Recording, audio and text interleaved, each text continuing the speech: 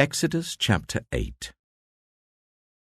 Then the Lord said to Moses, "Go to Pharaoh and say to him, 'This is what the Lord says.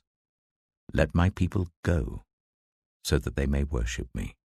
If you refuse to let them go, I will send a plague of frogs on your whole country. The Nile will teem with frogs. They will come up into your palace and your bedroom, and onto your bed, into the houses of your officials and on your people, and into your ovens and kneading troughs. The frogs will come up on you and your people and all your officials." Then the Lord said to Moses, "Tell Aaron, stretch out your hand with your staff over the streams and canals and ponds, and make frogs come up on the land of Egypt." So Aaron stretched out his hand over the waters of Egypt, and the frogs came up and covered the land. But the magicians did the same things by their secret arts. They also made frogs come up on the land of Egypt. Pharaoh summoned Moses and Aaron and said, "Pray to the Lord to take the frogs away from me and my people, and I will let your people go to offer sacrifices to the Lord."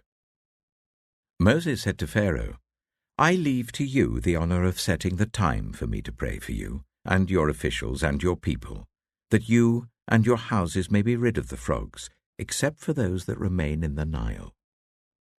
"Tomorrow," Pharaoh said. Moses replied, "It will be as you say, so that you may know there is no one like the Lord our God. The frogs will leave you and your houses, your officials and your people. They will remain only in the Nile." After Moses and Aaron left Pharaoh, Moses cried out to the Lord about the frogs he had brought on Pharaoh, and the Lord did what Moses asked. The frogs died in the houses, in the courtyards, and in the fields. They were piled into heaps, and the land reeked of them. But when Pharaoh saw that there was relief, he hardened his heart and would not listen to Moses and Aaron, just as the Lord had said. Then the Lord said to Moses, "Tell Aaron, stretch out your staff and strike the dust of the ground, and throughout the land of Egypt the dust will become gnats." They did this, and when Aaron stretched out his hand with the staff and struck the dust of the ground, gnats came on people and animals. All the dust throughout the land of Egypt became gnats. But when the magicians tried to produce gnats by their secret arts, they could not. Since the gnats were on people and animals everywhere, the magicians said to Pharaoh, "This is the finger of God." But Pharaoh's heart was hard, and he would not listen, just as the Lord had said.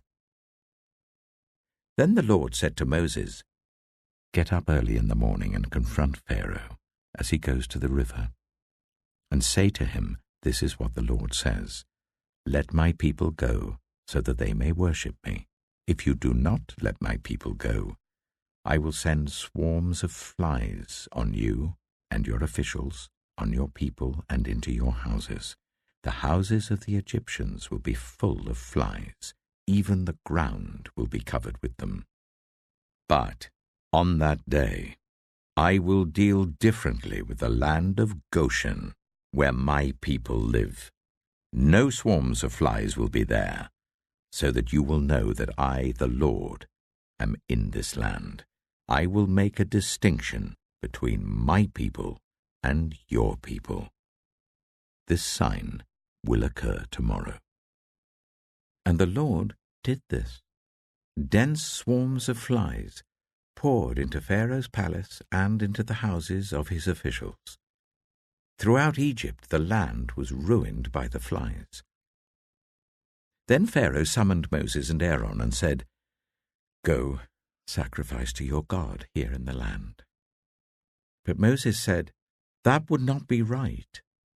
The sacrifices we offer the Lord our God would be detestable to the Egyptians. And if we offer sacrifices that are detestable in their eyes, will they not stone us? We must take a 3-day journey into the wilderness to offer sacrifices to the Lord our God, as he commands us." Pharaoh said, I will let you go to offer sacrifices to the Lord your God in the wilderness, but you must not go very far. Now pray for me. Moses answered, As soon as I leave you, I will pray to the Lord, and tomorrow the flies will leave Pharaoh and his officials and his people.